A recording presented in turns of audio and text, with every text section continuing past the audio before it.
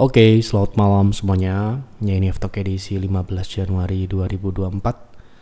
Seperti biasa, malam ini kita akan berikan update market IHSG dan juga membahas ide-ide yang sudah masuk di kolom komentar di F-Talk edisi terakhir, edisi kemarin 14 Januari. Kita akan bahas satu persatu. Ada beberapa yang kita bisa bahas, namun mohon maaf ini ada 2 ide, 3 ide ya yang tidak bisa kita bahas karena tidak ada pertanyaan yang jelas spesifik gitu ya. Jadi silakan apabila ada saham yang lain yang menarik untuk dibahas atau ada ide yang kurang jelas, silakan isi kembali di F-Talk edisi malam ini. Saham apa dan kenapa saham tersebut Anda pilih? Ini misalkan ini nggak bisa kita bahas ya karena tidak ada keterangannya. Misalkan bahas saham IPCM, ini tidak bisa kita bahas karena tidak ada pertanyaan yang spesifik. Misalkan saya ingin trading saham IPCM, mohon analisa teknikalnya. Seperti itu, misalkan. Jadi kita bahas teknikalnya. Saya mau investasi saham IPCM, bagaimana kondisi fundamentalnya, apakah layak atau tidak, dan bagaimana kira-kira investing plan seperti itu kira-kira. Kalau tidak seperti itu, mohon maaf sekali, bukan kami pilih-pilih, tetapi karena tidak ada pertanyaan atau keterangannya, kami tidak bisa membahasnya.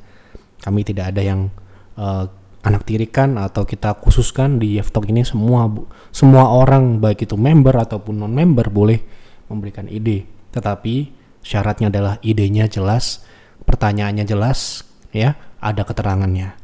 Kalau tidak niat bertanya ya udah kita nggak bahas itu ya. Jadi seperti itu, silahkan direvisi. Ini ada 2 ya yang tidak bisa kita bahas di F-Talk malam ini.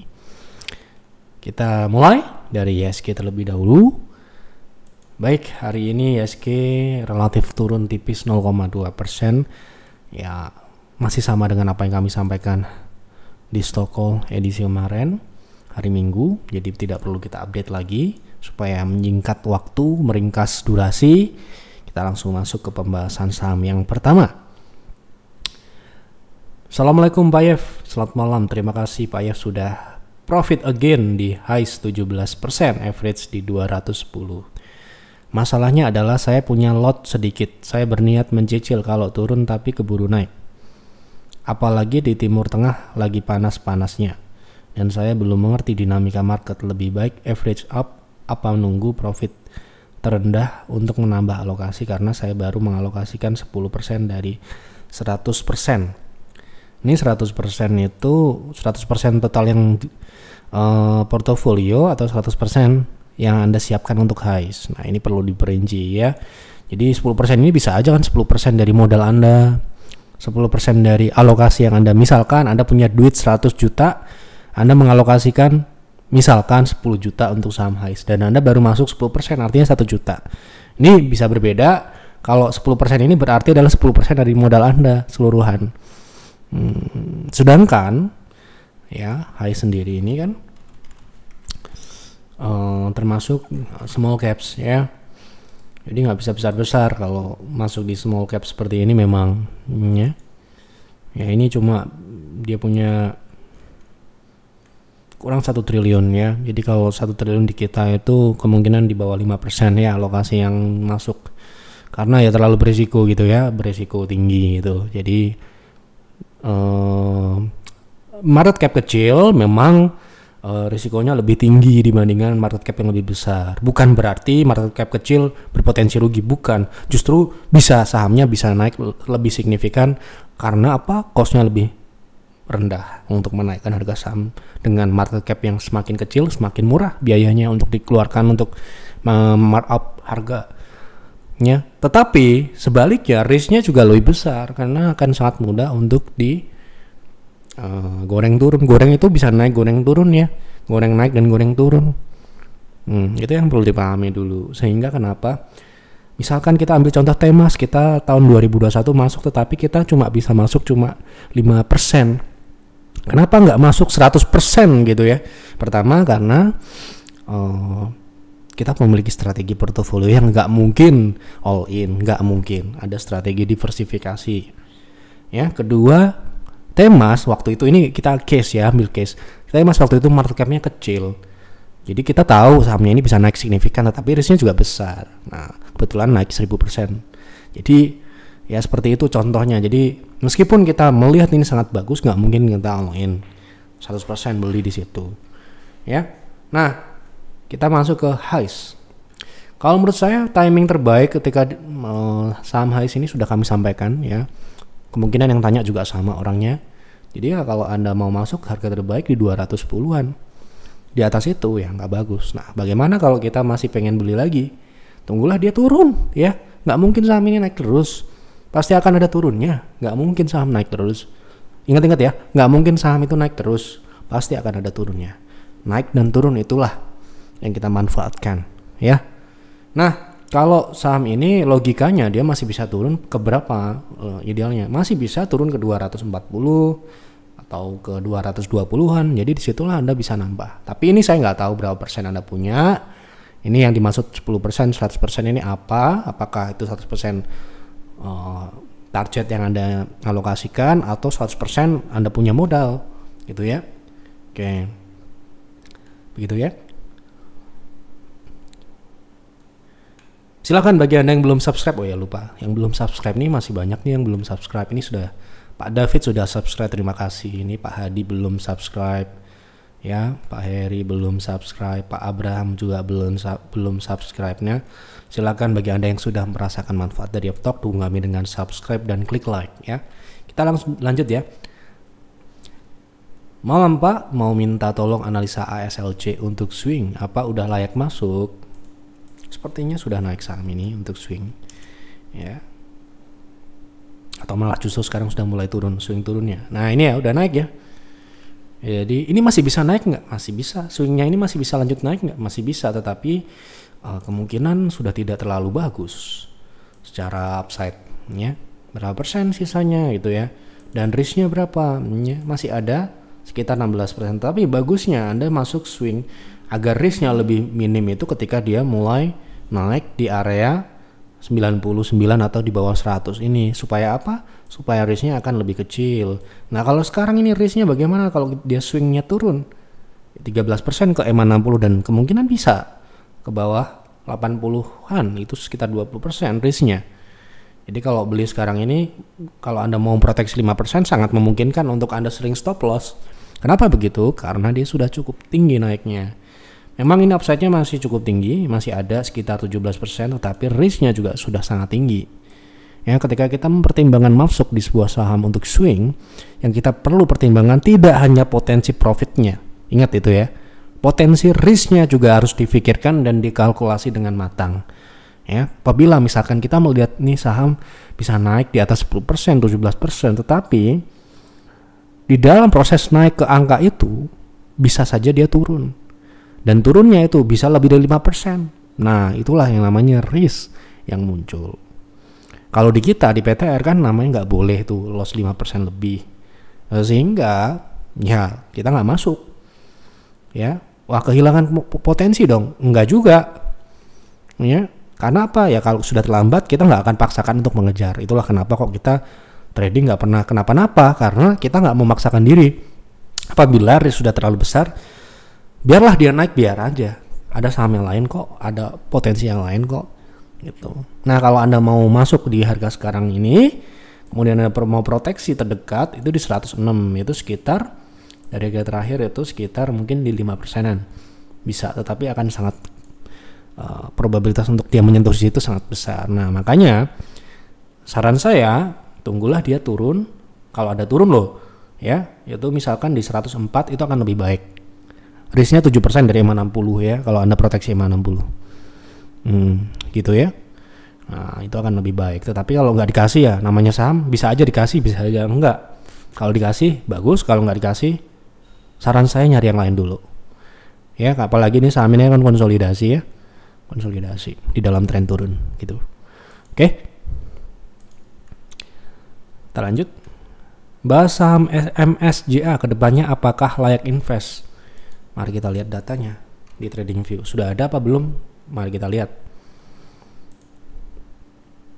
Ini saham baru ya, kemungkinan tidak ada datanya. Jadi untuk tidak ada datanya, karena ini pertanyaan untuk invest, saya nggak berani berkomentar. karena nggak ada data. Jeff hanya berkomentar ketika ada data. Kalau nggak ada data, no comment. Tidak bisa merekomendasikannya, baik itu invest ataupun tidak. Ya, kita nggak mau menyarankan investasi yang tidak ada datanya.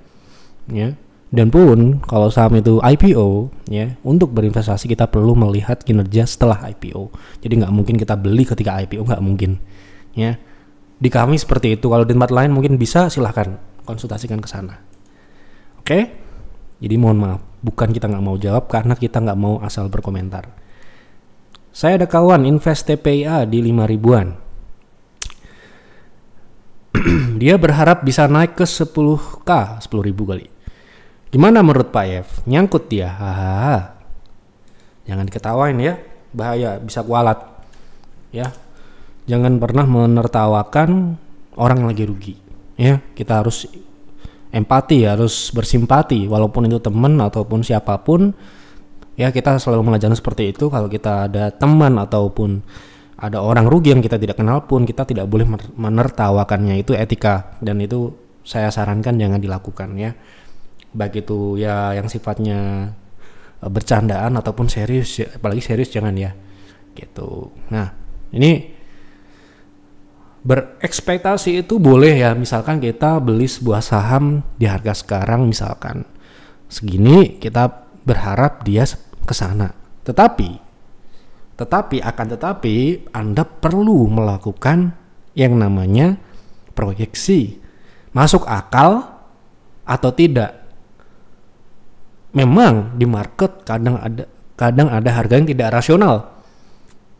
Ada harga yang naik signifikan sekali, seperti contohnya brand, padahal fundamentalnya tidak naik, alias turun, alias kinerjanya menurun fundamentalnya. Ada seperti itu yang namanya tidak rasional. Nah, ketika kita melihat investasi, ya kita harus melihat pertumbuhan. Kalau di kami ya, kalau kita tidak melihat pertumbuhan di sana, ini sebelum masuk ke TPIA ya kita berspekulasi di situ. Nggak bisa investasi itu berspekulasi. Ya toh? Nah, nggak tahu nih TPIA ini tumbuh atau enggak. Nah, mari kita lihat. Karena apa? Karena dia masuk ketika sahamnya ini sudah naik sangat signifikan. Ya. Beda cerita kalau dia masuk misalkan di 2000-an ini. Masalahnya dia beli di sini dan sekarang harganya di sini. Wah, ini kan meeng. Kalau misalkan katakanlah berekspektasinya 10.000, beli di 5.000, padahal kinerjanya nggak segitunya gitu loh. Nggak segitunya tuh apa toh? Nggak bagus gitu loh. Ya memang bagus dan tidak itu ya ada masing-masing orang, ada yang berbeda ya. Tapi mari kita lihat menurut Jeff seperti apa. Nah, seperti ini kinerjanya ya. Ini rugi dia ya. Secara operasional pun rugi. Oke, 2 kuartal terakhir dia rugi. Ya. Gitu loh. Rugi, harga sahamnya naik ya. Ini tipikal sahamnya PP ya, memang seperti ini. Seperti brand kemarin juga nggak masalah sih kita ikutin naiknya, tetapi kita trading ya, tetapi kalau invest sebenarnya masih banyak opsi-opsi yang lain yang sebenarnya fundamentalnya bagus, harga sahamnya belum naik ya buat kami ini tidak layak jelas untuk saat ini ya apalagi sahamnya sudah jatuh seperti ini, cuci piring ya gitu. Kalau kami di TPIA, brand, Petrosi, cuan juga kita trading ya, tidak untuk invest. Apa alasannya? Ya fundamental memang tidak memenuhi syarat kami memiliki syarat yang ketat ya, jadi nggak sembarangan kita masuk ke sebuah saham, nggak cuma asal dia naik ya. Justru kalau naik kita takut ini saham ini lagi digoreng apa enggak gitu ya.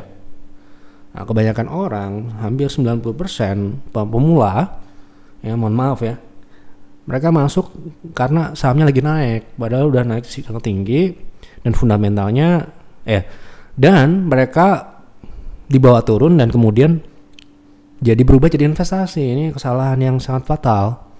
Sangat fatal. Ya, sangat fatal. Ya, seperti itu. Ini terlepas sahamnya apa ya. Ketika Anda berinvestasi dengan trading itu sangat berbeda. Sangat berbeda sekali. Yang dilihat apa juga berbeda. Ya. Tidak asal naik. Investasi itu Anda harus bisa memproyeksikan revenue beberapa tahun ke depan akan seperti apa, labanya seperti apa, profitabilitasnya seperti apa, kesehatan keuangannya seperti apa, neracanya seperti apa, ekonominya akan seperti apa, mendukung atau tidak, dan sebagainya. Nggak bisa kita beli, kemudian kita baru dianalisa, bertindak, ya, kemudian baru berpikir, kesalahan fatal. Apapun sahamnya. Oke, itu camkan. Ya, sejak 2017 sudah kita kasih tahu, sebelum trading, sebelum investasi, berpikir dulu baru berinvestasi atau trading. Baru mencet tombol buy. Oke. Kita boleh berekspektasi misalkan Goto bisa naik ke 20.000, ke 100.000, misalkan saham apa? Net TV dulu ada yang bilang mau ke 20.000 mau ngejar Arto. Boleh seperti itu, boleh sah-sah aja asalkan ada dasarnya. Dasarmu apa? Dasarnya apa? Oke, nggak boleh ngawur. Oke, makanya kami tidak bisa berkomentar kalau memang tidak ada datanya. Tapi untuk case di TPIA ini mohon maaf ya. Ini bisa dikatakan ya kalau buat kami, kalau ini menggunakan parameter yang kami gunakan ini sudah kesalahan. Kenapa? Ya dia rugi. Yang tidak rugi aja belum tentu like invest loh, ya. Gitu. Oke. Ya. Nah, ini dia sudah rugi sejak 2022 dan 2 kuartal terakhir dia rugi. Oke, nah ini kemungkinan di tahun ini juga rugi dia ya secara tahunan. Ya, semoga dia ada naik lah supaya bisa keluar. Tapi kalau untuk 10.000, saya tidak bilang tidak bisa, tetapi rasional aja di sini ya. Secara logika, ya namanya bubble saham itu ya memang tidak realistis ya, tidak logis. Dia bisa naik signifikan sekali padahal fundamental nggak kemana-mana. Ya namanya saham digoreng gitu yo. Nah, kita sebagai investor itu kan sangat konservatif ya dalam memilih harusnya. Tidak bisa asal-asal beli. Mereka kan passive player, dia nggak bisa main tuh gerusa-gerusu tuh nggak bisa. Mereka itu kalau kita di peer dan di peers sebelum merekomendasikan itu sudah kita sudah observasi, kita sudah explore selama beberapa waktu, tidak bisa nemu bagus langsung direkomendasikan, nggak bisa seperti itu, nggak sama dengan trading ya. Seperti itu pun masih bisa rugi, masih bisa salah, apalagi yang gerusa-gerusu sembrono ya. Kalau duitnya sih nggak terbatas nggak apa-apa ya, Anda bisa rugi di sini tambah duit lagi, rugi lagi tambah duit lagi, rugi lagi tambah duit lagi, terus nggak ada habisnya duitnya. Nah kalau di kita duitnya berapa? Dikit, kecil, makanya kita harus sangat hati-hati. Sekali kejeblos kita nggak bisa bergerak lagi, masalahnya itu loh ya. Jadi yang kami ajarkan selalu seperti itu, kehati-hatian yang sangat tinggi dalam berinvestasi, dan kita sangat jarang gonta-ganti saham gitu ya. Berbeda dengan private trading room yang intensitasnya tinggi ya.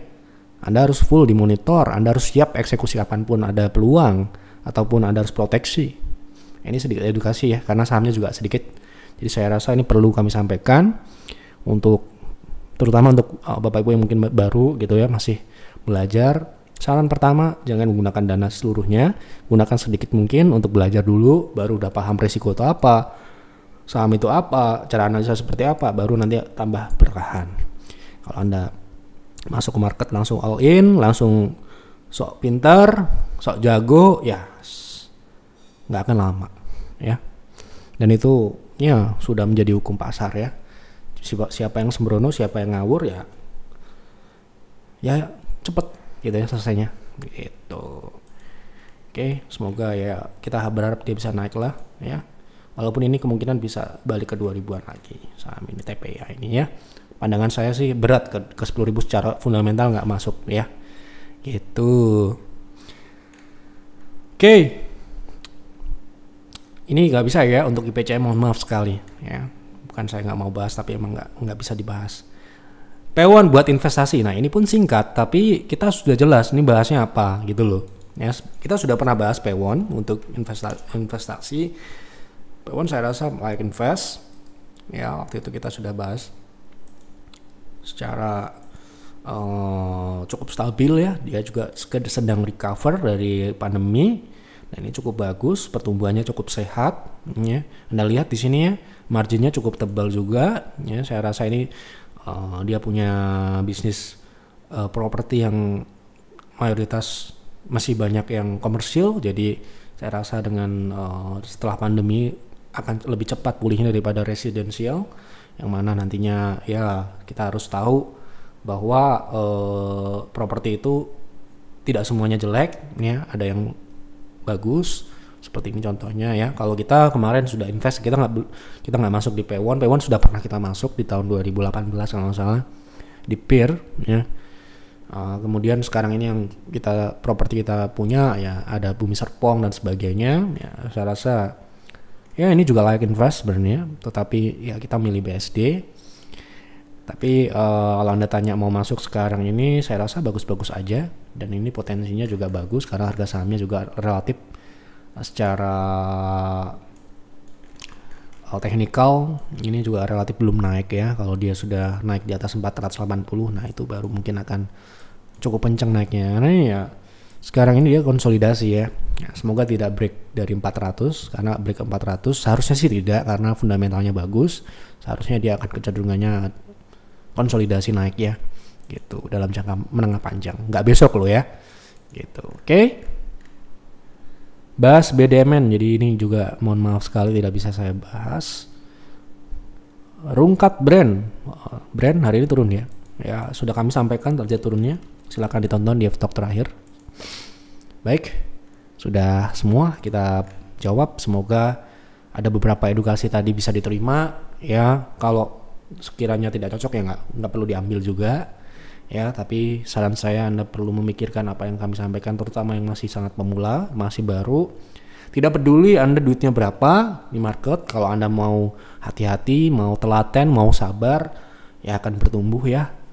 Tapi sebesar apapun duit, kalau cara ngelolanya nggak benar ya nggak akan lama di market ya. Apalagi ya mainnya yang seperti TPA tadi itu ya. Ya sebenarnya saham apapun beresiko ya, tetapi kalau saham lagi naik kencang kemudian Anda mau masuk, itu pikirkan terlebih dahulu risikonya ya, gitu. Oke, itu saja yang dapat kami sampaikan. Mohon maaf apabila ada kesalahan atau kekurangan dalam penyampaian di F-Talk malam ini atau F-Talk sebelumnya. Semoga bermanfaat. Selamat malam dan selamat beristirahat.